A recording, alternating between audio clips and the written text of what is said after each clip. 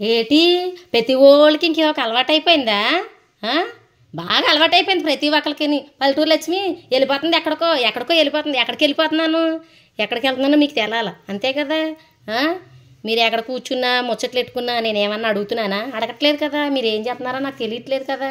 అలాంటప్పుడు ఎందుకు వచ్చేయండి నా కూడానా. యూట్యూబ్లో చేసేస్తుంది, డబ్బులు వచ్చేస్తున్నాయి ఎవరా వచ్చేస్తున్నాయి.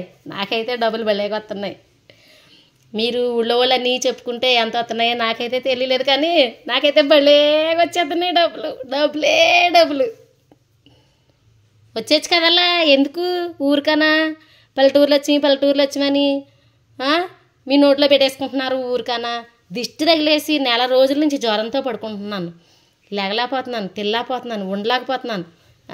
ఏటల్లా బాబా మీరు నన్ను ఇలాగ వేసేసుకుంటున్నారు, ఒక రేంజ్లో వేసేసుకుంటున్నారు చూడండి. మరీ దారుణంగానా అనాలనిపిస్తుంది, కానీ అన్నం. ఎందుకంటే ఇక్కడ పల్లెటూరు లక్ష్మి, దట్ ఈజ్ పల్లెటూరు లక్ష్మి. అయ్యో అబ్బాయి, నాకు సిగ్గేసేస్తుందండి బాబు.